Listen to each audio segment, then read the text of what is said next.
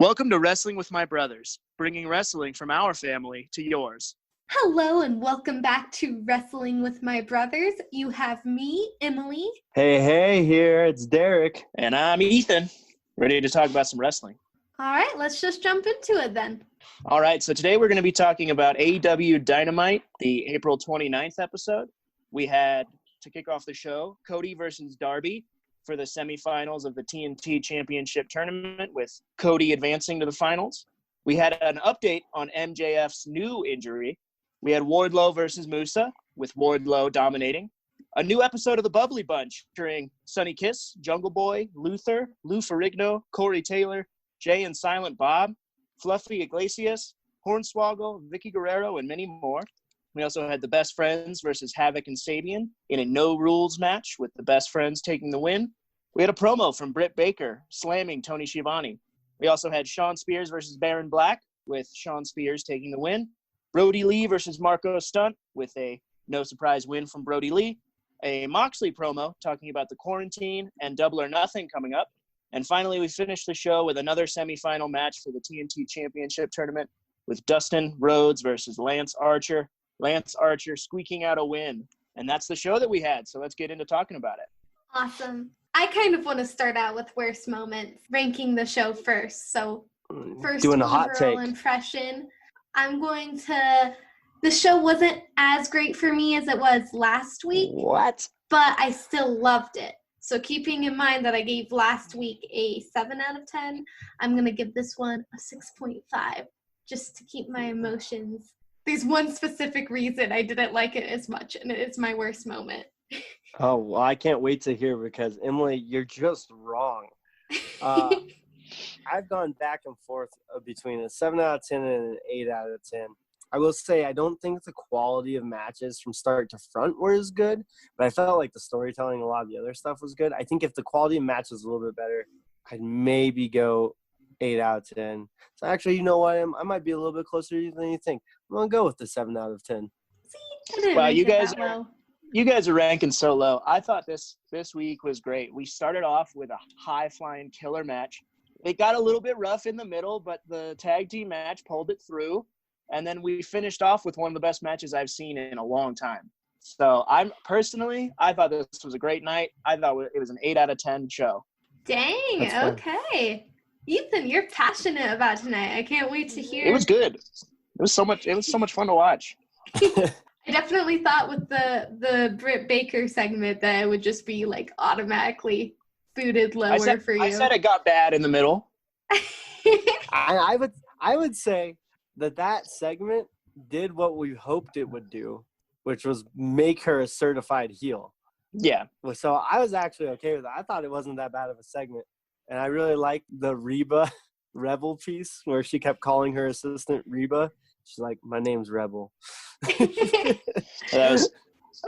For a Britt Baker promo, it wasn't the worst. I already felt that Britt Baker was pretty well established as a heel, but I did love the Rebel. I love Rebel. Just make her regular in the show. I will say, for as exciting as the match card looked at first, I was a little bit underwhelmed with how it turned out. I think this was the most excited I was going into a week, where I was like pleasantly surprised last week. This week, I think I had higher expectations, which is why it just came up a little bit short for me. Not that they didn't have good matches. When you look at like a Darby Cody match card with like also Dustin and Lance Archer, and also like a Brody Lee appearance, and then having that what was going to be an awesome tag team match, I just expected higher quality from start to finish. I just didn't get it this week. But there were still some really big ups and very few downs. Then let's start with the downs. Okay, worst moments. I feel like starting this week because I'm very passionate about my worst moment. Yeah, you seemed upset, so let's hear it. Gosh dang it, Brandy's acting was horrible and took away from what was an incredible match. They replayed Darby crashing into her 2 times, and it wasn't that awe-inspiring of a scene. It wasn't that big of a bump, and then she just acted like she's never taken a bump before in her life. It was the most pain she's ever been in. Oh, just let me crouch over and grab my water. It was weird. It was weird. Emily, I have to agree with you. It was real bad acting. Like, it was one of those things where it happened, and then watching the aftermath of it was, like, painful. Probably more painful than she was acting out. So I felt more pain than she was having to pretend to. When I thought that match was so good, like the whole thing was so good, and then just having a segment with her, you know, we got 2 appearances of Brandy Rhodes as a manager, and neither of them were good. Yep. Yep. La Brandy Rhodes, maybe wish there was a little bit less. Yep. Same. That was the worst part of the night. For me, worst match of the night? I don't know. It'd probably be the Wardlow match. I'm just kind of not that into Wardlow as a character. I was fascinated with Musa, is that his name? Like, his outfit was so cool. I was so intrigued by him. I wish that they let these, like, jobbers have some character development, and they just don't. And now's the time to do that. Now's the time to establish a new character we could fall in love with. And I think Musa could have been that character. So that goes down as my worst match of the night. I'm also pretty upset that this is the second week in a row without a women's match.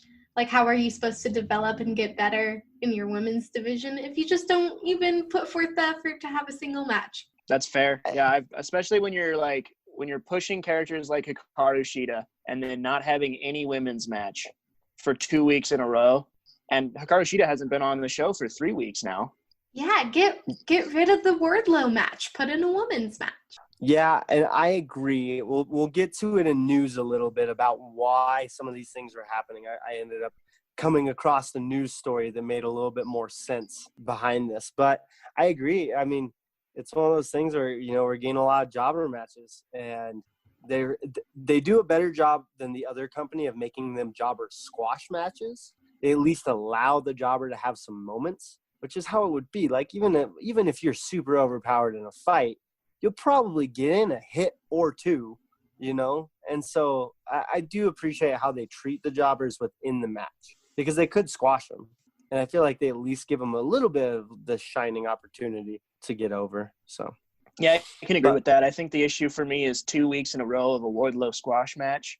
If they keep going like this, Wardlow's just going to seem like the guy that comes in to step on ants. You're never going to have a match against him and somebody else. Yeah, and there's a way to make a guy look powerful and not use a jobber, and we got to see that tonight when we got to see the Lance Archer versus Dustin Rhodes match. Because, like, Dustin kind of looked a little bit like a jobber, but also there was had definitely some good moments. But also had good enough moments. But how it made it look was that Lance Archer was this beast, and he felt like he was a beast because it wasn't a no-name person.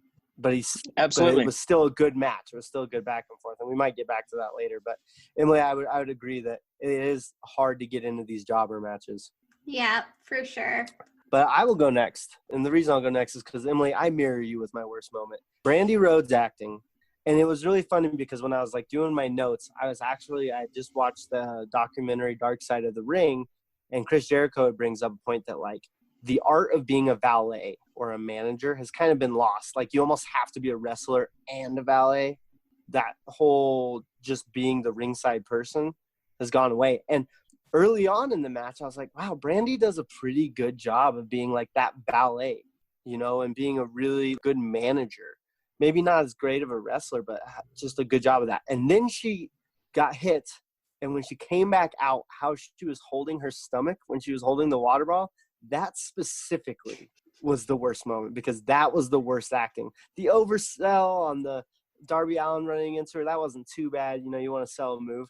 But how she came over, crouched, like, in pain with a water, it just didn't make sense. And then later in the whole continuity thing, later in the night, she's totally fine. And wearing, I'm pretty sure, a completely different outfit. Absolutely, yeah.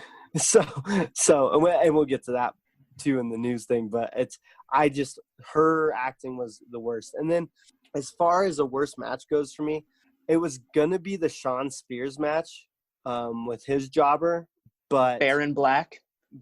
I like that guy's name, for one, but I will say it really salvaged itself at the end with him putting him in the sharpshooter.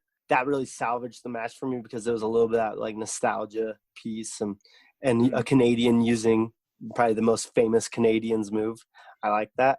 So then it didn't end up being the Wardlow match. I just can't get into it. Like I said, Musa was kind of fun to watch, but it didn't make Wardlow look stronger, and it wasn't that entertaining. So that's my worst match.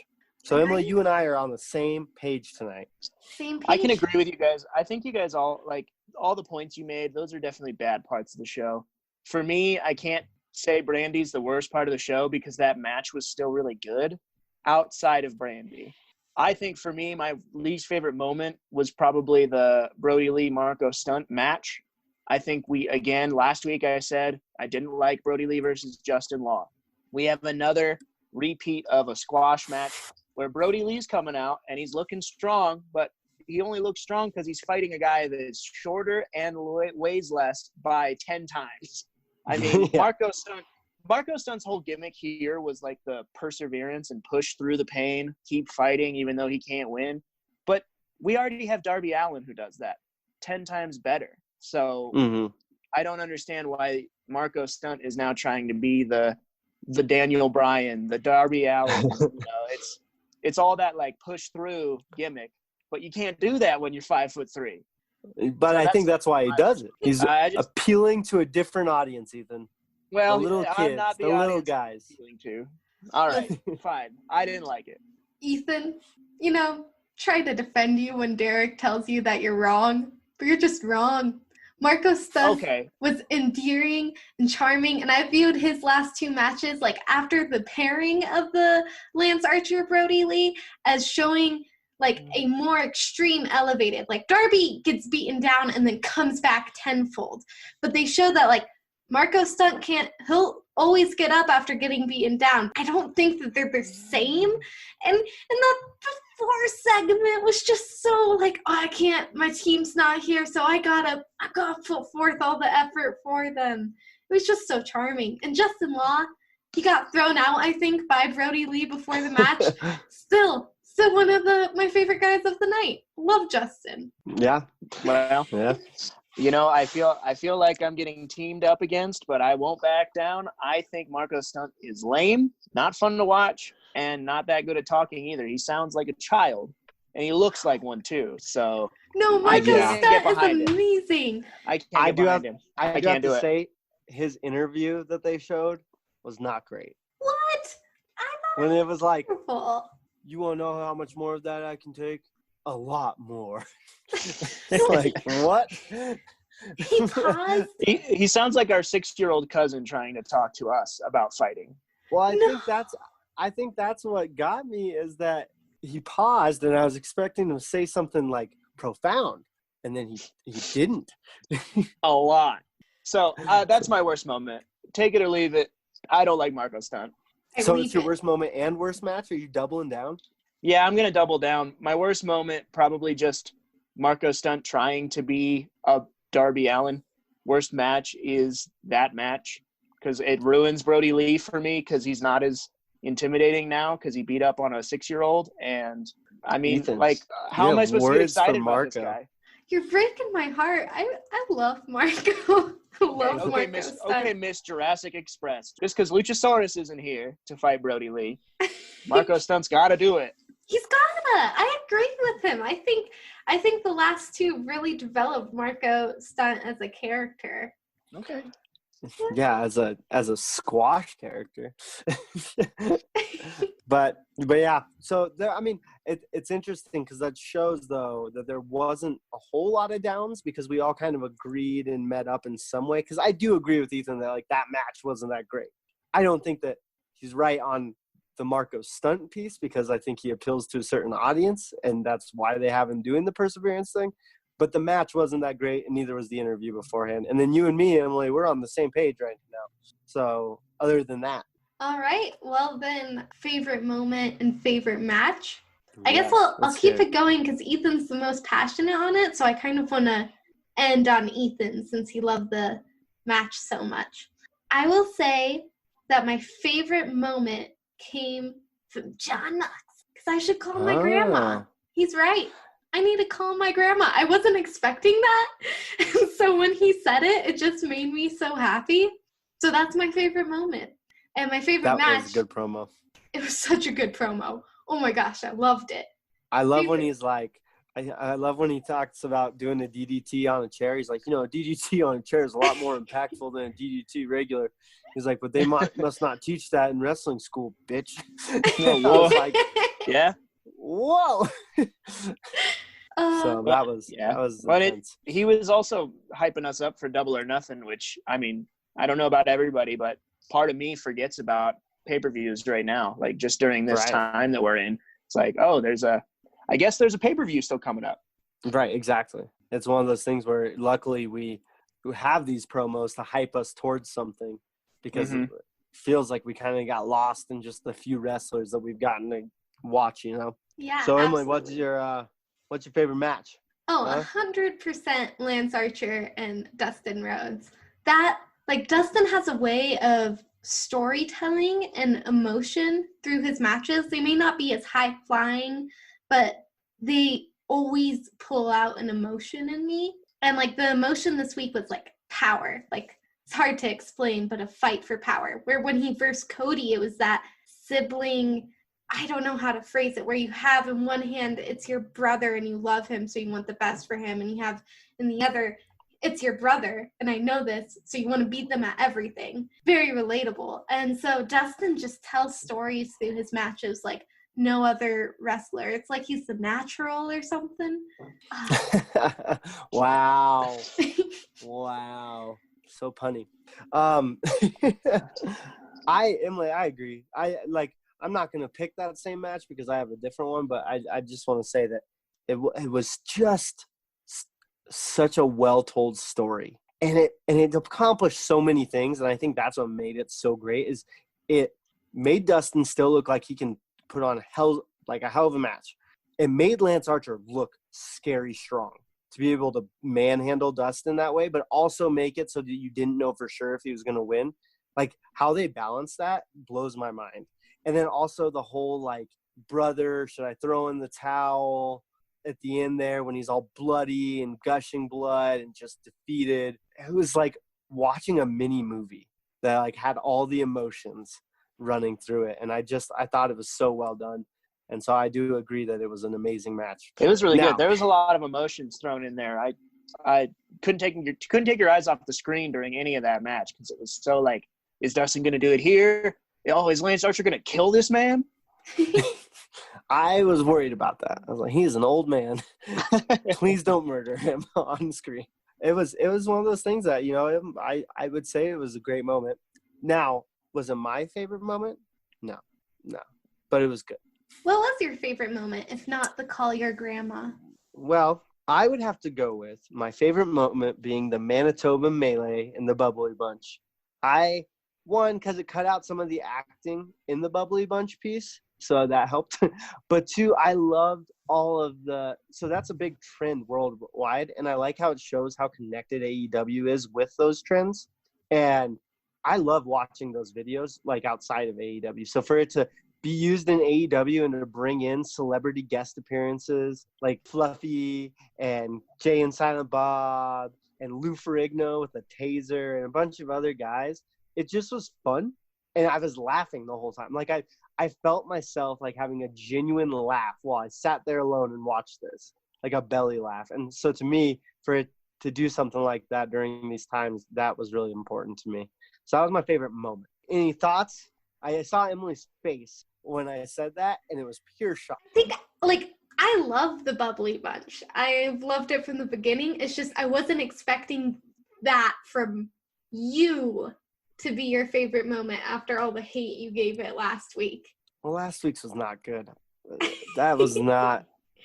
I mean, I do like the fact that they're staying in with the trends. I didn't like what they did with it last week. This week, well executed, really funny, really enjoyable. So you might say that last week they were playing to a different audience, that maybe you're just not a part of that audience.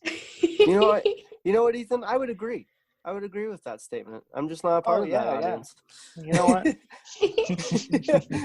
Now, unlike you, Ethan, I can admit where I might be a little wrong, okay? You're just always wrong, so it'd be really hard to admit it all the time.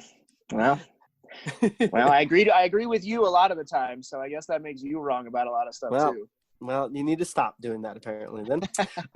And hopefully you don't agree with my favorite match then, so that I'm not wrong here. But my favorite match would be the tag team match. That match was, and you know what? Call me a mark. Maybe I'm a mark for a good TLC type match. I love the like gruesome hits, but man, it was fun to watch. It had some sweet spots. I love the Best Friends. I love Jimmy Havoc and Kip Sabian separate, but I actually was kind of cool to see how well they work together. Even though I still like their theme doesn't really go for me, they worked well as a tag team, which is always fun to watch. And it was just a really good tag team match, and we haven't gotten to see one of those since this quarantine. And AEW's always had amazing tag team matches. So to get that with all the cool spots and all the fun like ladders and chairs, and some of those hits were just like intense and gruesome, and I loved every moment of it from start to finish. It was great. I have to agree. Just not the best. I was really enjoying that match a lot too. And actually it's funny because in my notes I had written down like Best Friends, very fun. Kip Sabian, really energetic. Jimmy Havoc, kind of boring. And then he took the hit at the end of the match, and I was like, okay, scratch that off. Jimmy Havoc's cool. when like the chair's legs were up and he got hit into it, that hurt my body. Like it pained my lower back.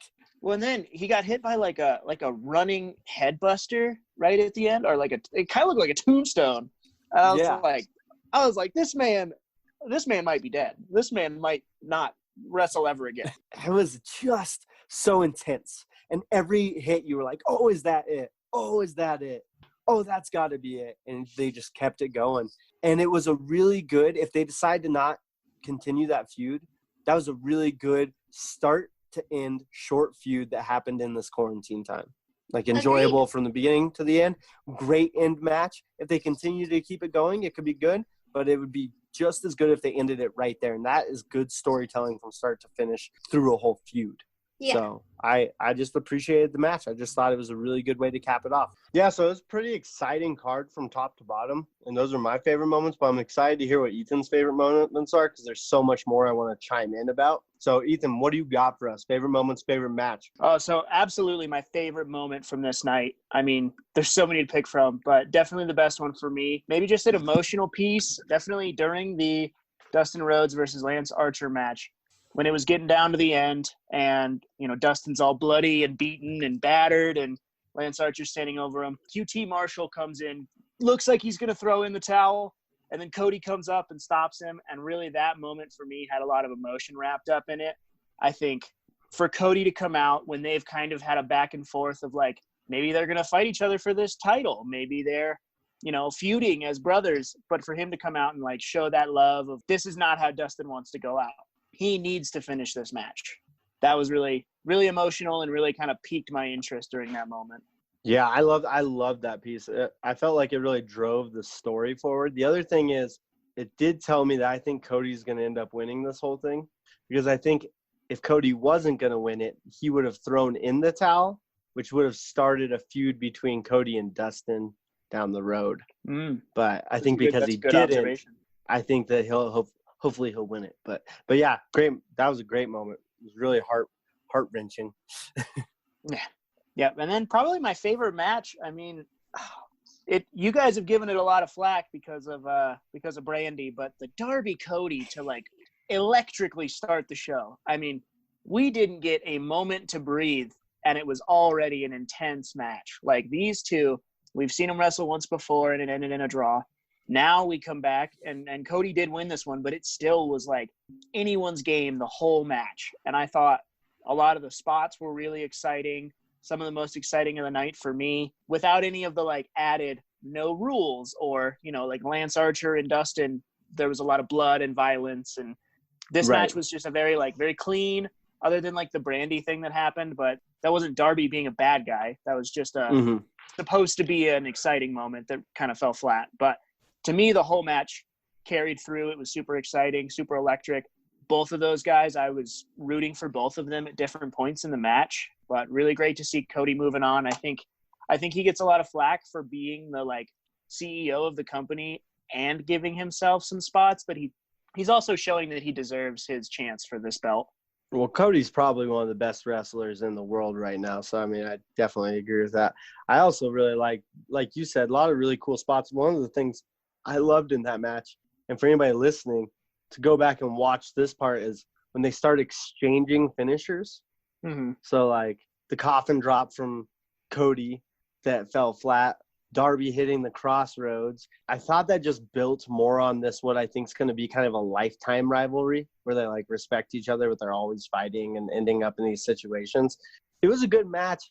I just think it had a few low spots, a few too many low spots for it to be my favorite. Like, it was good. I would say it was third best on the card. So yeah, I don't know. There was something about that being the start of the show to start us off so strong that it really stuck out in my head. Even at the end of the show, I was still thinking about that first match. I will admit I popped at home when I saw Darby do the crossroads. I freaked out. So it definitely was an electric match to begin the night with, which leads me in to something I might have purposefully skipped us doing, but Ethan, you did predict the most correct matches, and I did. we have not announced you as the new Wrestling with My Brothers champion. You know, I didn't want to make it seem like that was all I cared about. I care about the show before the championship, but I take it very seriously, and I will retain. I will be the people's champion. I will be the pay-per-view champion, and I will be the Wrestling with My Brothers champion forevermore. Because you care about the show more than the belt, that's why you're not going to be the champion next week. You're going to pick too much with your heart, not your head. I guess we'll have to see. The people know that I will always be the best champion there ever was, even if it was for a short period of time. Still the best. Well, you know what? Well, just like I am the MVP of this show, let's talk about MVPs of the night. Wow. Presumptuous. For someone who's never been champion to say something like that. Well, you know, hey, sometimes the final destination is the right one, okay? And that's going to be me. So it'll be all right. Now, old champion, I guess we should let you pick first since you've been going first all night. What do you got for your MVP?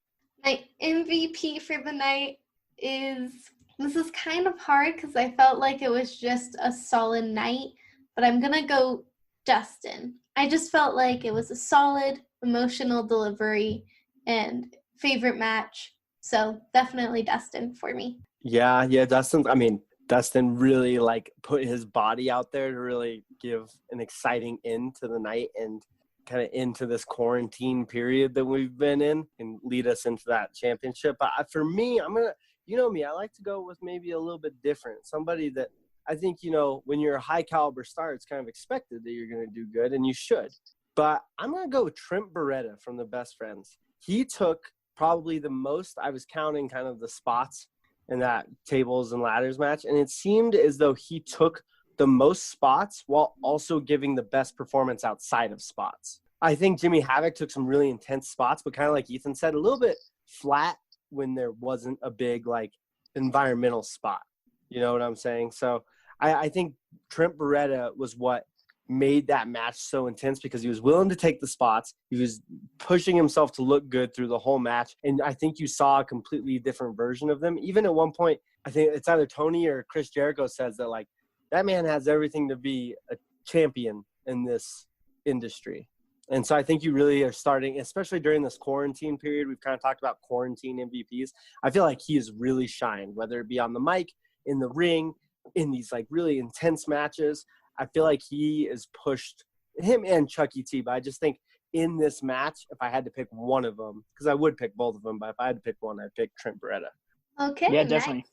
Yeah, for me, honestly, I think it's not going to surprise you, my MVP is Cody. I think that his performance in and out of the ring, you know, he's incredible at promos. He's great to watch on like Twitter and YouTube and all of that, like outside of the episode stuff. But in this episode, he delivered an exciting match, an electric match, and my most emotional moment in a match that wasn't even his. So I certainly think that this episode goes to Cody for not only bringing an electric match, but also bringing some emotion to an already emotional match, like changing some viewpoints, I think. I don't know. It solidified him as like not only a good wrestler, but like just a good person to watch on TV. Like he could be in a cheesy flick and I would love watching him still. Cody was definitely my second, Ethan. And I think you bring up a good point that not only did he deliver in his match, but he delivered in one that wasn't even his. So like he started the night. Also, they had that really cool promo segment between him and Darby. And then he helped end the night with emotion. He started it with emotion, ended it with emotion. And also one of the things I just want to point out, did anybody else with how good he is at selling think that he blew his knee out when he tried to bridge out and then Darby hit it? Like I legitimately thought he hurt himself because he was so good. Once I saw that Darby worked the knee a lot more, I was like, okay, maybe this was supposed to happen. How he sold it first, I was like, he blew his knee out. Yeah, I thought they were going to end the match there, to be honest. So I think Cody's always a safe bet. I don't think Cody ever disappoints, so that's a good pick. The Rhodes brothers keep getting brought up a lot, which I do think AEW is the division of brothers and really bringing that relationship forward with the Rhodes and the Young Bucks. It's just solid. Which is why it's perfect for our podcast. Yeah, absolutely. Yeah, it's the best. It's the best for our podcast. And I'll tell you what, AEW is doing some exciting things, and they're being really smart about it. So if we're ready, I think it's time for news. Yeah, let's jump into it. So news this week, I got two big stories for you, one bigger than the other.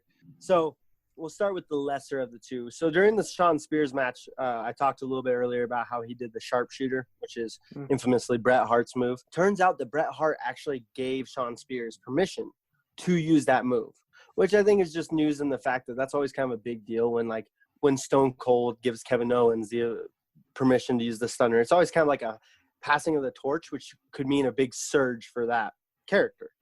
So I thought that was important to note that it has been reported that Bret Hart gave permission to Shawn Spears. That was a big piece there. Any thoughts coming on off that? With a story like that, it makes me think that Shawn Spears has a bigger road ahead for him because like he's been kind of squashing some jobbers the last couple of weeks, but I think there's a big push for him. Maybe it's a rivalry. Maybe after we crown the first TNT champion, maybe Shawn Spears is going that direction as the second. But I think there's a lot in store for him. He's not done showing us that he's the chairman of AEW. Yes, and he's got that whole finding a tag team partner thing, I think, still in the mix. So, yeah, I think this is just really solidifies that he is going to be a little bit more than what we've seen so far out of him. Emily, thoughts? So I'm a newer wrestling fan, so sometimes news like that doesn't excite me as much because I don't know much about Bret Hart. That's kind of my only thoughts is that I'm more of the fresh meat when it comes to wrestling. Yeah, you would be somebody, had I not said this, that would be known as the Shawn Spears move rather than the Bret Hart move, Well, kind of going on some old stuff in this modern era, AEW has been really smart. We've talked about with the quarantine rules, social distancing, how they've done it, how they've been able to have a crowd, all this. So I had been looking up a little bit more and came across an article about how this all happened and how they kind of talked how next week's going to be live. And there was a lot of wrestlers that we haven't seen in almost a month that are now suddenly going to be on the show. And it really just piqued my interest. So it turns out that to be safe during the month of April and even into May, they had taped recordings that could last them months so that they could send wrestlers home and they could be safe and stay safe and stuff like that. And so for the month of April, that's what we were seeing was they went to Norcross, Georgia and taped a bunch of matches. And the only wrestlers allowed were people who lived in the area or within driving distance. And they wouldn't allow wrestlers who have come from hot spots, anywhere that was like in critical condition with the coronavirus. That's why you didn't, like, you saw some of these guys at the beginning, like Hikaru Shida, all these people. So they really limited their roster. And that's, I think, why we were seeing a lot of jobbers, because it was people from that area that they didn't have to worry about coming from these hot spots. And that's why we were seeing the same wrestlers, because they picked a select group, made storylines, and then taped for those storylines. So I just thought it was a good way to shed some light on like some of this like weird booking we've seen, and also to just kind of give AEW props for how they've handled this situation and how they've made this exciting, and how it's given some other people some opportunity to shine during this time. And with that being said, the big news is that next week we're coming back to live shows. So we'll get to see some of these bigger name talents again. Matt Hardy, I think Frankie Kazarian's coming back, Kenny Omega. We're going to see a lot more of these bigger name guys coming back, and girls, hopefully some girl matches also, because now they're not going to be working with a limited roster. And it looked like their limited roster as far as females went, when it wasn't jobbers, was literally just Penelope Ford and Brandy Rhodes and Britt Baker. And Britt Baker, I think, wasn't wrestling within that. So just thought it was kind of some big news to shed some light on what we've been watching and what to expect going forward. Yeah, I didn't know we weren't actually watching live performances.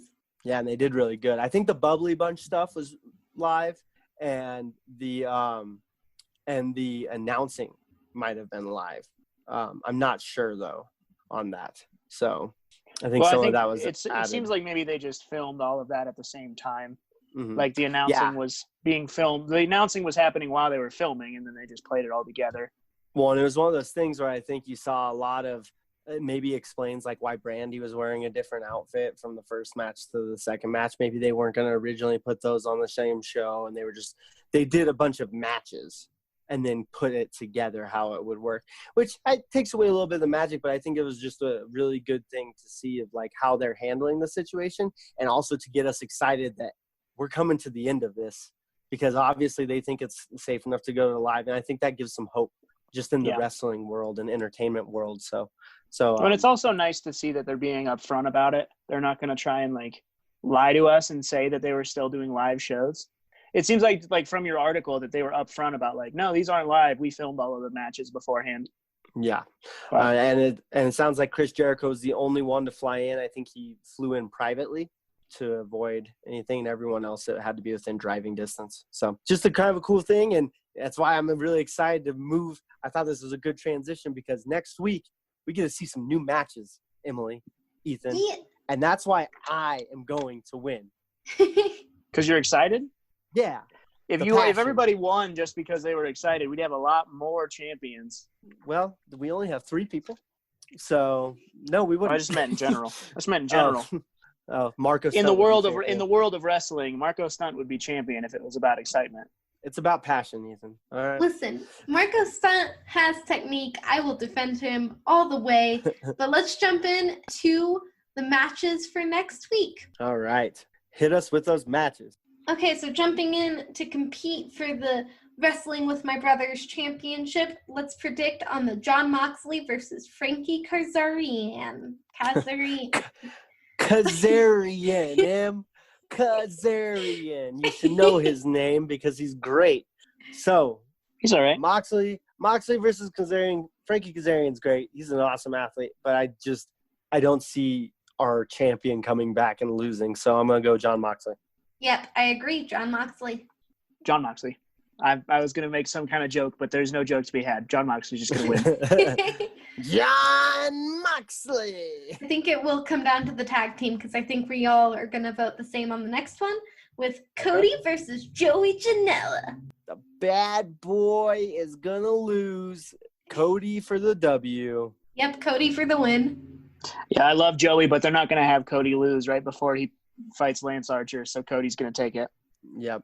All right, and now this is actually the tricky one where we might separate Les Sex Gods, which is Chris Jericho and Sammy Guevara versus Broken Matt Hardy and Kenny Omega. I was kind of surprised we weren't going to see Matt 2.0 for this, which would have been cool. But so I'm going to go with Kenny Omega and Matt Hardy. Matt Hardy pins Sammy Guevara. I'm going to go Les Sex Gods, because I think they haven't had a win in the Inner Circle for a long time. And I think they're going to give the pin to Sammy Guevara against Kenny Omega. I don't think they'll have Matt Hardy be pinned. The Sex Gods will win by weird means. Yeah, I'm going to also go with the Sex Gods, I think, here. Just like Emily said, they haven't won in a long time. But I'm going to go Jericho over Kenny. Okay. Le Champion over the stupid pumpkin-headed Kenny Omega. Yeah, I just feel like we're going to get to see a fueled up Jericho, and I feel like the only way that happens is if Matt Hardy pins Sammy Guevara. And a street fight is going to favor broken Matt Hardy any day. You think? Any day. So, but you know what? That's okay, guys. I'm glad you're going to the other end of the ropes because that means my chances are better. Give me that gold. For one, I'm absolutely going to win back my rightful championship that Ethan stole from me. Bold statement. Well, wow. How could you say that about someone so rightfully the champion? Like, there's never been a better champion. And you're going to say that to my face? Yep. I think there has been a better champion, and it was me. But on, like, a slightly different note, number 2, I'm surprised that they're calling Matt Hardy and not Damascus. Is that what it was? Like Damascus? He came in Damascus. and was like, I am the entity of Damascus. And it was like his new character he was taking on for AEW. Well, I think also Matt Hardy just has a bigger pull. Like if somebody were to read a headline, Kenny Omega and Damascus. So, I mean, I think that's why you're going to see it. But that's the other thing is like they're not going to bring Matt Hardy in with a big name like Kenny Omega, who's a tag team champ, and have him lose. It's just not going to happen. And that's why I'm going to win. I just want Adam Page back. Where's my cowboy stuff? He's avoiding the Rona. Oh, gotcha. Yeah. You can cuss, I think. Well, that's all right. We'll save it for when it matters. I'll tell you what, I am excited for next week, not only because I will be the champion, but also because it's going to be just fun to see some new talent in there. We've gotten to see some storylines begin and end during these matches of April's quarantine, and I'm just kind of excited to see some new stuff. And so I'm excited. Let's get to next week. Let's go. Same here. All right. Well, that's it for our show today then. Remember to call your grandmas. Thanks for listening to Wrestling with My Brothers. We hope to catch you next time.